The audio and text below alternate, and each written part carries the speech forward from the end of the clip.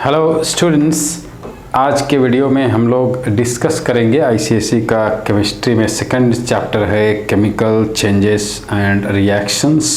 तो बिना समय गंवाए आइए हम शुरू करते हैं चैप्टर 2।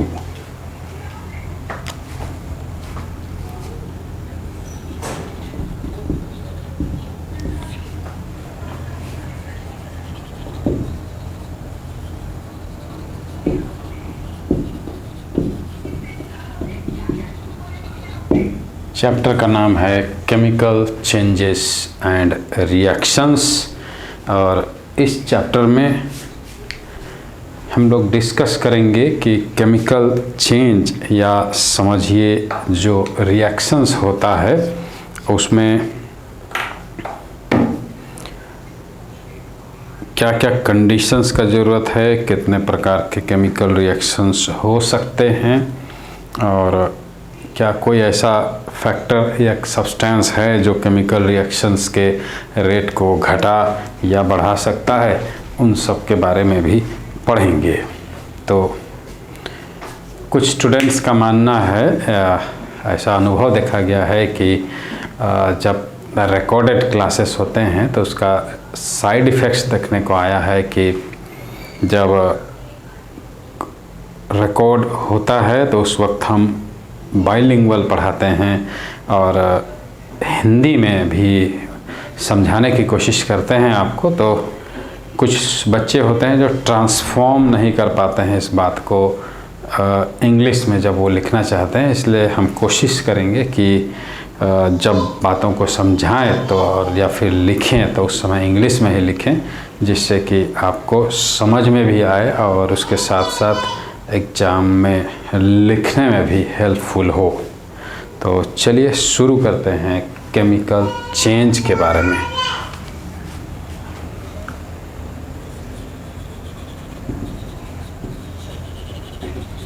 तो केमिकल चेंज, पहला बात ये याद रखना है कि केमिकल चेंज में new substances are formed. New substances are formed और change in energy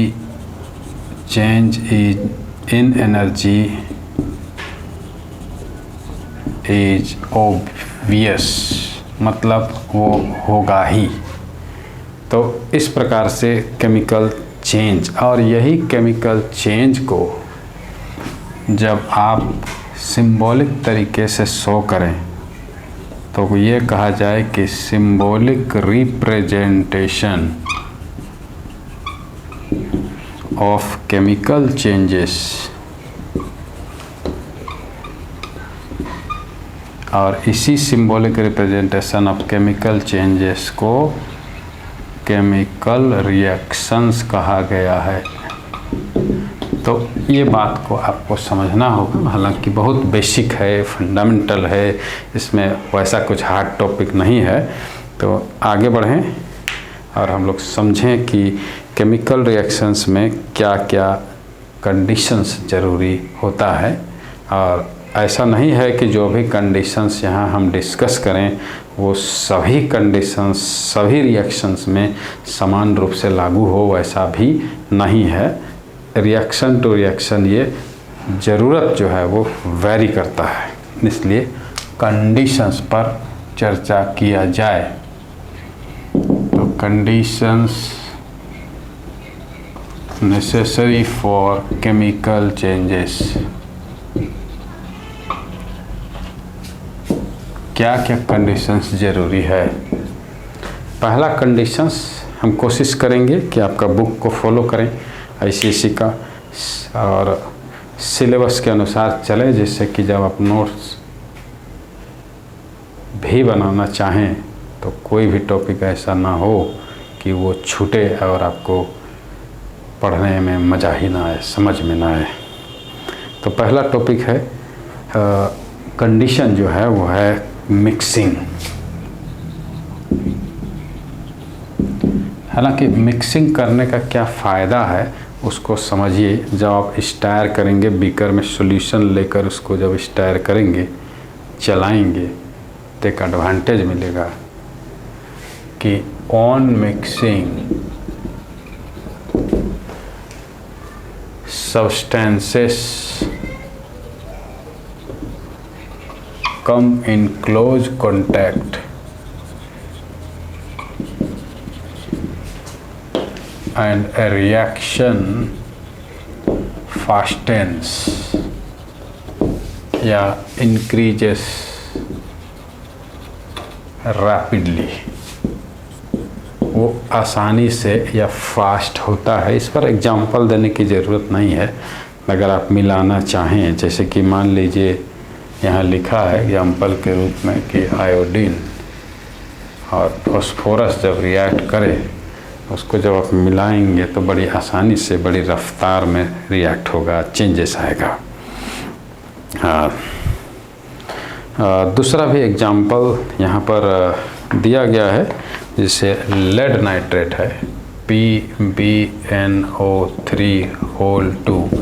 plus Ki, we get lead iodide PbI2, जिसका प्रेसिपिटेट बनेगा और 2 molecules ऑफ पोटासियम नाइट्रेट। तो यहाँ पर ये देखा जाए तो दोनों सॉलिड स्टेट में ही है। When we mix they will react and we will get lead iodide, जो कि येलो इन कलर होगा। तो मिक्स करने से रिएक्शन जो है फास्ट होता है, जल्दी होता है। आइए आगे बढ़ते हैं। दूसरा कंडीशन है मेकिंग सॉल्यूशंस।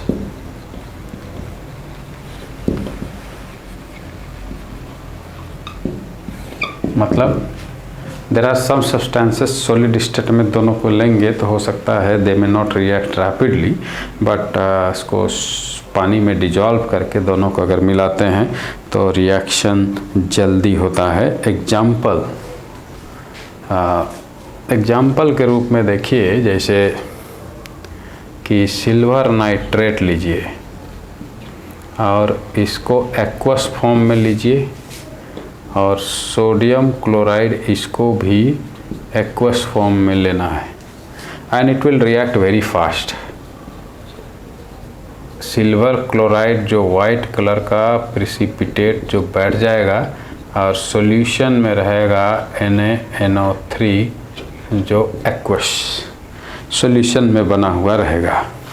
तो इस प्रकार सॉल्यूशन बनाने से भी कुछ रिएक्शंस जो हैं वो हो सकेंगे, और सॉलिड स्टेट में रखिएगा तो हो सकता है मिलेगा नहीं और रिएक्शन जल्दी होगा नहीं। अब आगे जो थर्ड फैक्टर हम लोग डिस्कस करेंगे वो है हीटिंग का।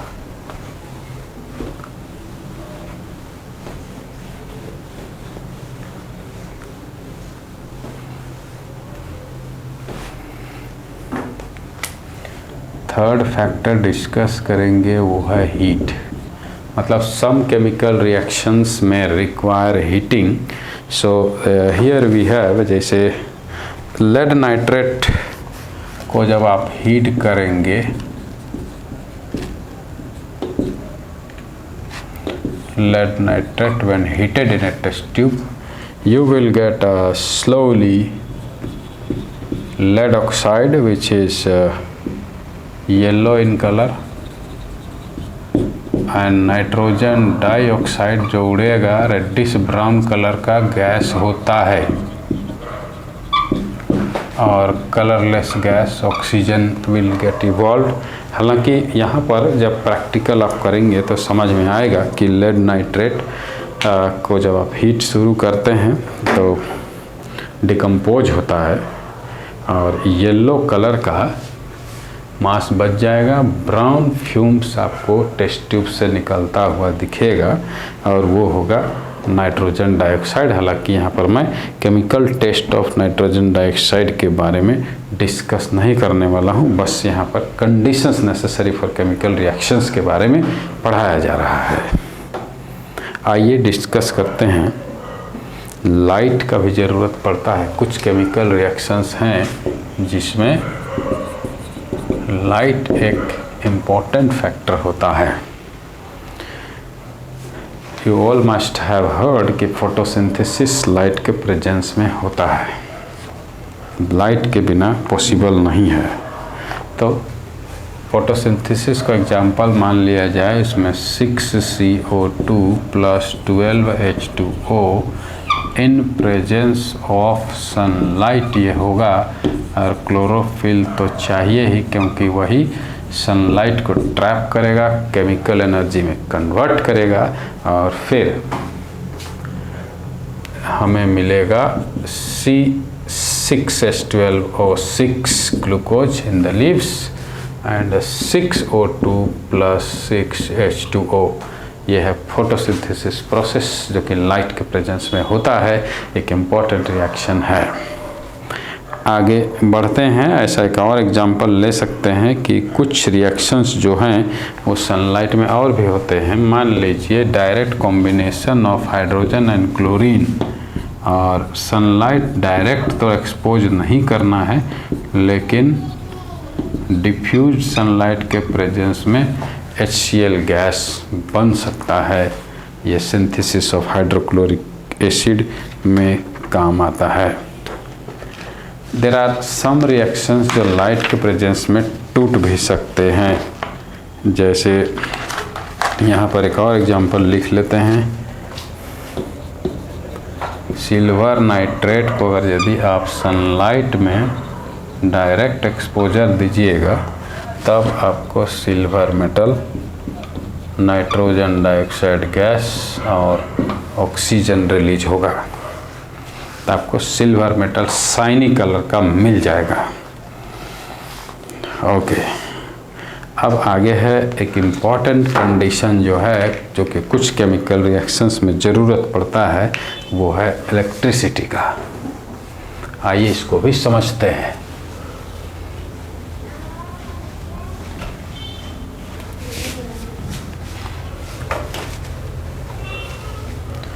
तो there are some chemical reactions जिसमें इलेक्ट्रिसिटी भी ज़रूरत पड़ेगा, और आप लोग इस टॉपिक को इलेक्ट्रोलाइसिस के नाम से जानते हैं, कहीं सुने भी होंगे, और हो सकता है आपके केमिकल लैब में, केमिस्ट्री के लैब में परफॉर्म भी करने का मौका मिला हो। और जब मैं स्कूल में इस एक्सपेरिमेंट को कराऊं तो ज़रूर कोशिश करूंगा कि आपको मैं समझाऊं। और देखिए, तो यहाँ पर हम लोग समझने का कोशिश करेंगे कि किस प्रकार इलेक्ट्रिसिटी का इस्तेमाल हो सकता है। ये थर्ड फिफ्थ कंडीशन है, पांचवा कंडीशन इलेक्ट्रिसिटी।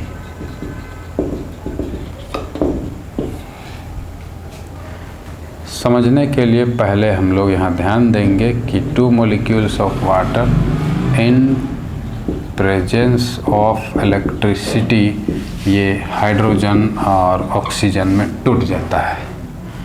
ये प्लस पॉजिटिव होने के कारण ये कैथोड के पास डिपॉजिट होगा और ये एनोड के पास। बेसिक फंडामेंटल जो इलेक्ट्रोलाइसिस में है उसके बारे में आइए समझते हैं। इस काम को पूरा करने के लिए इलेक्ट्रोलाइसिस का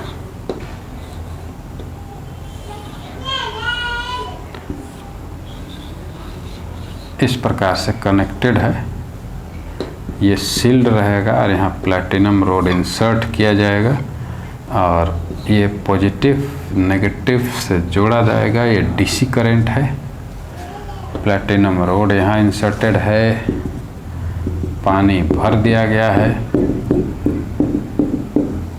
माइनस के पास प्लस वाला आएगा, इसका मतलब है 2 वॉल्यूम यही होगा। तो इसको हम 2 वॉल्यूम दिखाते हैं, इसको मान के चलिए इसको हाफ दिखाते हैं। लेट मी से 2H2, इसको O2 1 volume. Let me right here 1 volume और ये 2 वॉल्यूम। ये कॉन्सेप्ट कैसे आता है उसको समझाएंगे। आप इसको थोड़ा बहुत एसिडिफाई कर लीजिए, एसिडिफाई H2O बाई थोड़ा बहुत डालना है सल्फ्यूरिक एसिड, और यहाँ पर ये दोनों जो इलेक्ट्रोड्स है वो प्लैटिनम का लेना है एनोड और प्लैटिनम का ही लेना है कैथोड। अब जब करंट पास किया जाएगा तब रिएक्शंस होंगे, और किस प्रकार से रिएक्शन होगा उसका कंडीशन को समझिए। पहला कि when direct current is passed through acidified water, तब चेंजेस को समझिए। वाटर है वो भी टूटेगा H+ और OH- में।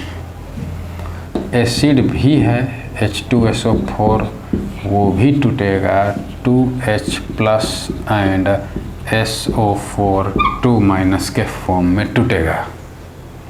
यहाँ पर इलेक्ट्रोकेमिकल सीरीज को आपको समझना होगा कि कौन जाकर के डिपॉजिट होगा। रिएक्शंस में बहुत ज़्यादा ध्यान रखने की ज़रूरत होती है। जैसे पॉजिटिव आयंस को देखें तो कोई फाइट या स्ट्रगल नहीं है, क्योंकि दोनों जो है वो पॉजिटिव है, जाएगा तो नेगेटिव के पास ही। इसलिए रिएक्शन एट कैथोड बहुत आसान है। रिएक्शन एट कैथोड बहुत आसान है। कैसे देखिए, H+ जो एक इलेक्ट्रॉन ले करके H बनाएगा और एक H दूसरे H से रिएक्ट करके हाइड्रोजन गैस रिलीज कर देगा। और ये रिलीज कहाँ पर हो रहा है? ये रिलीज हो रहा है एट कैथोड। अब यहाँ पर समस्या है, स्ट्रगल है कि OH- और SO4 के बीच में कौन जाएगा। इलेक्ट्रोकेमिकल सीरीज को जब आप देखेंगे, सीरीज ऑफ अनायंस, तब उसमें सबसे ऊपर में आता है सल्फेट और सबसे नीचे है OH-। इसका मतलब है ये वाला जो है इजीली डिस्चार्ज होगा। इजीली डिस्चार्ज मतलब अपना चार्ज को खोएगा। एट कहाँ खोएगा? एट कैथोड, अपना चार्ज को खोएगा। इसलिए अब हम लोग शॉर्ट में समझें कि रिएक्शन एट एनोड क्या होता है। OH- माइग्रेट करेगा टुवर्ड्स एनोड और एक्स्ट्रा इलेक्ट्रॉन को लूज करके बना लेगा OH। OH हाईली रिएक्टिव होता है, दूसरे OH से रिएक्ट करने के बाद H2O एंड नेसेंट ऑक्सीजन छोड़ देगा। ये नेसेंट ऑक्सीजन, अब यहाँ ध्यान दीजिएगा कि 2 OH मिलकर के एक नेसेंट ऑक्सीजन, तो नेसेंट ऑक्सीजन 2 मिल करके तब जा कर के ऑक्सीजन गैस रिलीज होगा। इसका मतलब टोटल 4 OH चाहिए। यहाँ पर 2H मिला के एक हाइड्रोजन दे देता है, 2H मिला के, लेकिन 4 OH मिला करके तब जाकर एक ऑक्सीजन मॉलिक्यूल रिलीज होता है। इसको सीधे भाषा में समझिए कि ये डबल क्यों है। डबल इसलिए है क्योंकि ये 2 स्टेप में ही एक मॉलिक्यूल हो जाता है। अगर 4H लेंगे तो यहाँ 2 मॉलिक्यूल हो जाएगा, और यहाँ 4OH लेंगे तब जा कर के एक मॉलिक्यूल ऑक्सीजन रिलीज हो रहा है। इसलिए वॉल्यूम वाइज ये 2 गुना होता है, और ये वॉल्यूम वाइज ऑक्सीजन जो है वो 1 गुना होता है। तो वॉल्यूम के टर्म्स में देखा जाए तो रेशियो जो हाइड्रोजन और ऑक्सीजन का है वो 2:1 है। तो आई होप ये समझ में आ गया है आपको कि इलेक्ट्रोलाइसिस ऑफ वाटर किस प्रकार किया जा सकता है बाय यूजिंग प्लैटिनम इलेक्ट्रोड्स। आगे बढ़ते हैं। अगला कंडीशन है वो है प्रेशर का, कि प्रेशर अप्लाई करना पड़ता है। कुछ केमिकल रिएक्शंस ऐसे हैं जो बिना प्रेशर अप्लाई किए पॉसिबल नहीं है।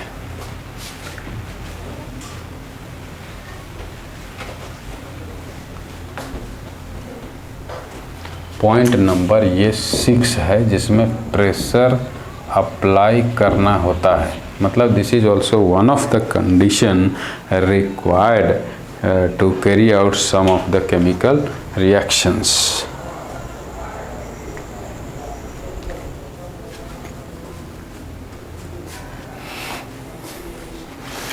एग्जाम्पल के तौर पर हम लोग देखते हैं एक हैबर्स प्रोसेस है। हैबर्स प्रोसेस में अमोनिया प्रिपेयर किया जाता है जिसमें नाइट्रोजन और हाइड्रोजन मिला करके we get ammonia.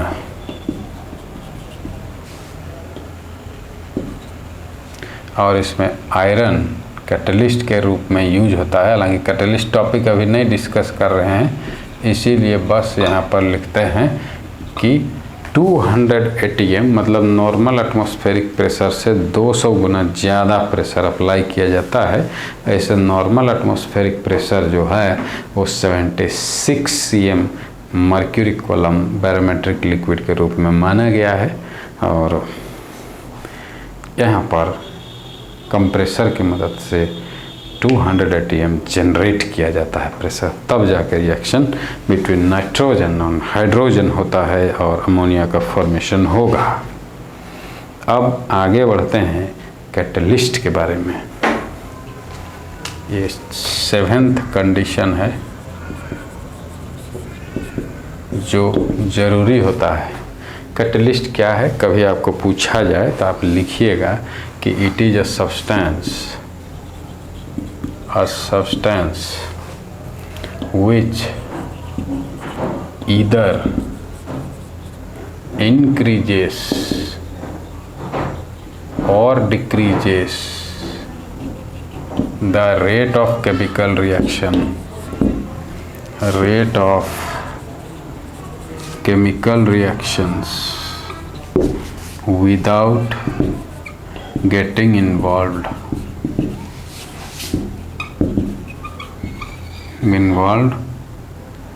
or undergoing any change,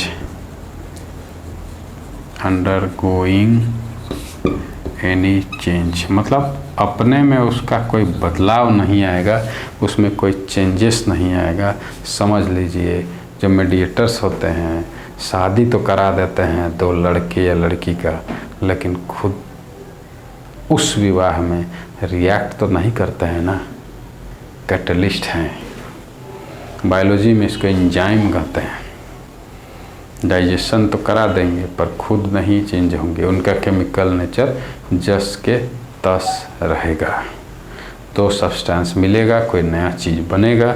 आइए हम लोग समझते हैं सम कैटलिस्ट। जैसे यहाँ पर 2 कैटेगरी का कैटलिस्ट हो सकता है। एक कैटेगरी का कैटलिस्ट जो कहलाएगा पॉजिटिव कैटलिस्ट, इसका काम होता है इंक्रीज करना, increases the rate of chemical reaction.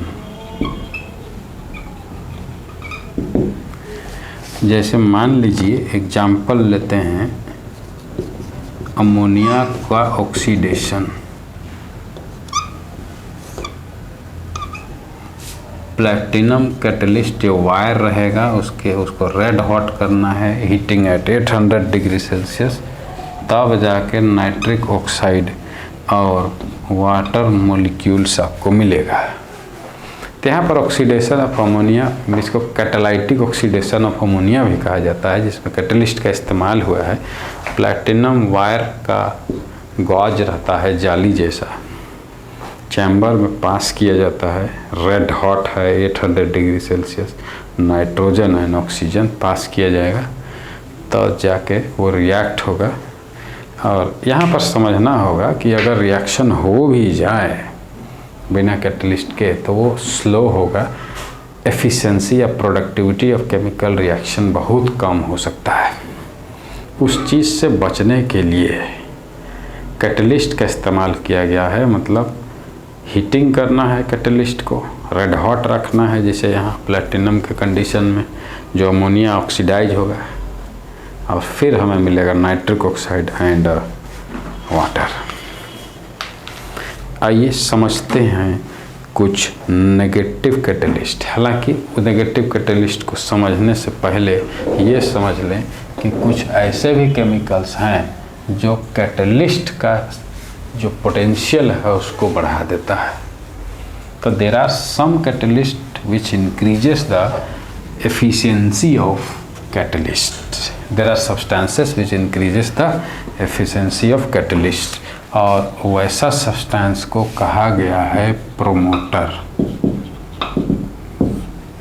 Means they increase the efficiency of positive catalyst. वो रिएक्शन का रेट को तो बढ़ा ही रहे हैं, लेकिन उसका रेट का एफिशिएंसी यानी कैटलिस्ट का एफिशिएंसी को बढ़ा देंगे।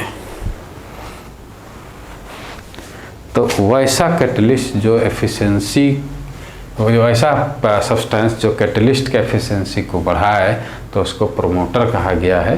तो यहाँ पर जैसे हमने एग्जांपल लिया था कि जब नाइट्रोजन हाइड्रोजन से कंबाइन करेगा यानी हैबर्स प्रोसेस में, तब वहाँ पर मोलिब्डेनम जो है एज प्रोमोटर यूज होता है, एज प्रोमोटर यूज होता है, और आयरन यूज हुआ था एज कैटलिस्ट। ये याद रखना चाहिए।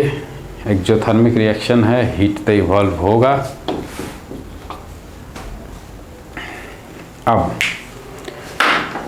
आगे समझते हैं नेगेटिव कैटलिस्ट के बारे में। यहाँ पर बस एग्जांपल दे दिया जाएगा कि नेगेटिव कैटलिस्ट का रोल क्या होता है। तो सेकंड टाइप का कैटलिस्ट है वो है negative catalyst. Negative catalyst they decrease the rate of reaction, decrease और slow down the rate of chemical reaction.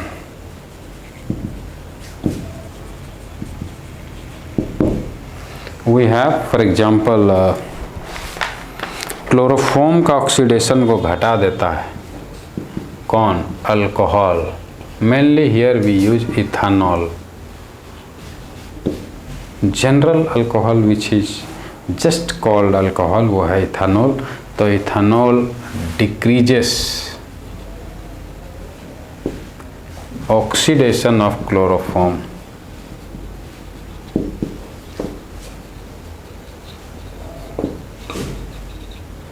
Chloroform का फॉर्मूला है CHCl3।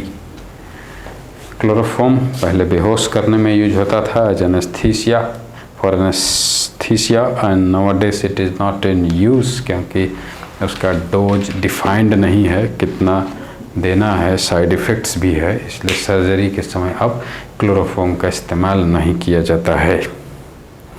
अब ये रहा सारा conditions for chemical reactions. I hope ये सभी कंडीशंस आपको समझ में आए होंगे। And I told you in the beginning that I will be writing in English some important things, क्योंकि कुछ बच्चे हैं जिनको ट्रांसफॉर्म करने में दिक्कत होती है। हिंदी में सुनेंगे समझेंगे सब कुछ, लेकिन when they are about to write they will face a lot of problems. So in order to avoid that I have tried to write in English so you find it easy to understand. My dear children, don't consider ICSE means only understanding in English की बात नहीं है। समझिए पहले और लिखने का ability develop करिए। Language has to be there. Language is mother of learning.